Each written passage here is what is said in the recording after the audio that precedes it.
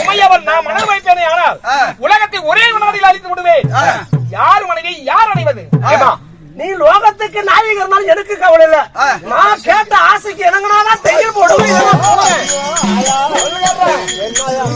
இந்த ஆளு கேட்டு இது மட்டும் செட் ஆகி போச்சுன்னா நாளைக்கு ஆளுக்கு ஒரு தையல் மிஷினா தள்ளு வண்டியில வச்சுட்டு நம்ம தள்ளு வண்டி சும்மா வீண் பேச்சு வேண்டாம். ஆமாண்ணா ஆமா சொல்லு. எத்தனை விடுப்ப நான் போறேன்.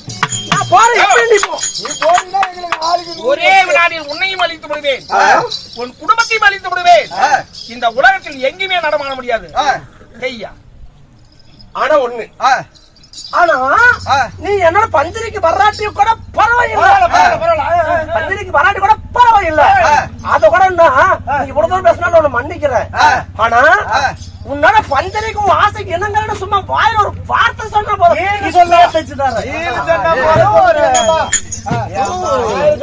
யாருகிட்ட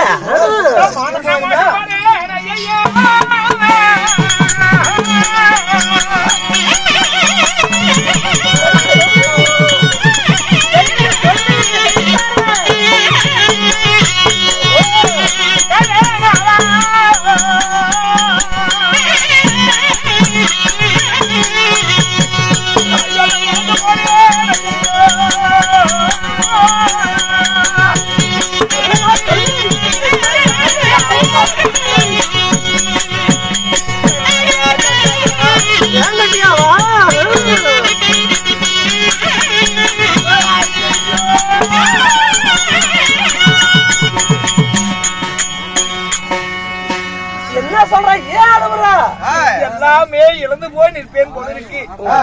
அம்மம்மா என்னோடு நீ வராமல் போனாலும் பரவாயில்ல, வரன்னு சொல்லு. இதுக்கு பேர் என்னடா? நீனு தானே சொல்றோம். அப்புறம் என்னம்மா நம்ம மானம் போயிருமே இல்லைன்னா ரெண்டா கிழிஞ்சு தொங்கு. நீ வர்றன்னு சொன்னது அந்த வார்த்தை கேட்டா என் மனசு நிறைஞ்சு போயிடும். என் மனசு நிறைவோட தையல் போட்டு விடுறேன். வாய் தரத சொல்லுமா, வர்றன்னு சொல்லுமா. நான் சொன்ன மாதிரி நினைச்சுக்கிட்ட ஐயா. யாருகிட்ட நீ எப்படி போன போறேன்?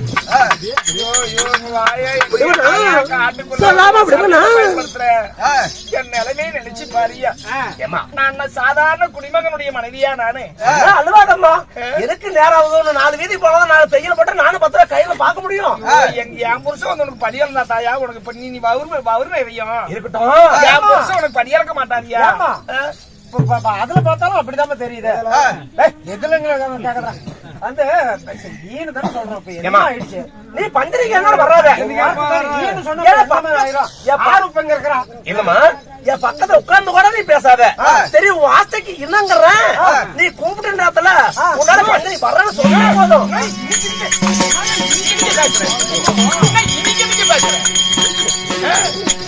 யார் நானு?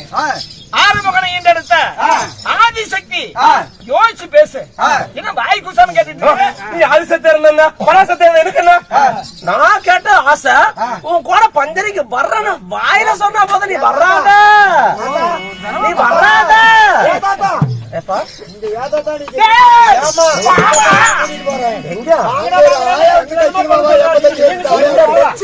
அங்க போவோம். நம்ம தைச்சு விட்டு அங்க போவோம். அங்க தைக்கணும் அங்க தைக்கணும். இங்க தைச்ச அப்புறம் எல்லாத்தையும் தைக்கலாம். இப்ப நாம 2 பேர் தான் மலர்மலை சோலையில் நிக்கிறோம். நாம நிக்கிற இடம் கையில மலை. இங்க யாருமே கிடையாது. ஆதி சிவன் கையில மலையிலே அமர்ந்திருக்கிறார். யாருக்கு தெரியாது? யாருக்கு தெரியாது? நானும் 2 பேர் மட்டும் தான் இருக்கிறோம். எதையாவது சொல்லி நீ ஊர்ல போய் சொன்னா எனக்கு தானே அவமானமா இருக்கும். அது தெரியாது. என்ன நினைச்ச யாருக்கிட்டையும் சொல்ல மாட்டேன். ஆசை வச்சுக்குவேன். நீ உன் கூட வர்றன்னு சொன்னா மட்டும் போதும். அது ஆசை மனசுல வச்சுக்குவேன். நான் சொன்னாங்க நான் யாருக்கிட்டையும் சொல்ல மாட்டேன்மா, யாருக்கிட்டையும் சொல்ல மாட்டேன். உன் ஆசைக்கு என்னங்கிறது மட்டும் சொல்ல போதும். உடனே தைக்கிறேன். சொல்லுமா.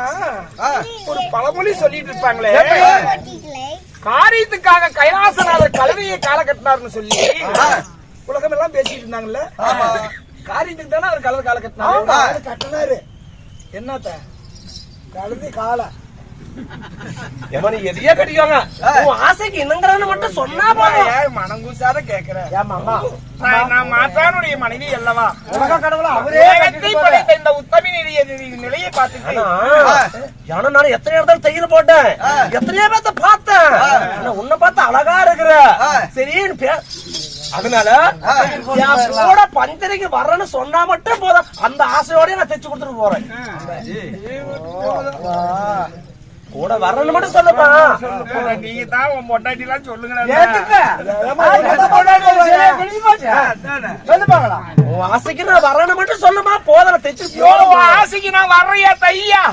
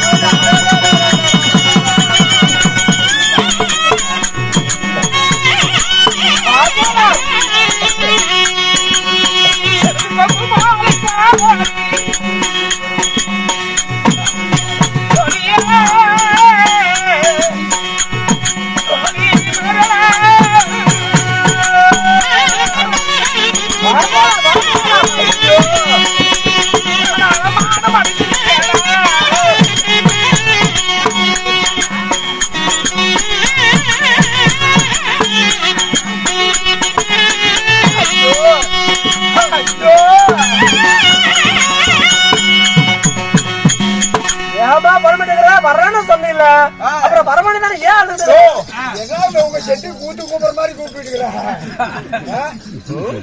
இனிமே ஒரு வினாடிக்கு நின்னா நான் உன்னை உயிர்வதை செய்து விடுவேன். ஓடி பெரிய நீ வரேன்னு சொல்லிட்ட, நான் தையில போட்ட, நீ என்னமோ பண்ணிக்க, நான் போயிட்டு வரேன். ஆமா நான் சக்தி பார்வதி உமா பார்வதி, நான் அதிப்பேன் ஆக்குவேன், நான் பண்ணுவேன், அதை செய்யவும் நீ. அம்மா முகம் முன்னொரு மாதிரி இருந்துச்சு, இப்போ மாதிரி எங்கே போய் சொல்லியாலே என்ன மாதிரி நேரத்தை பட்டி படம் தூக்கி வச்சுட்டு வந்துட்டான்.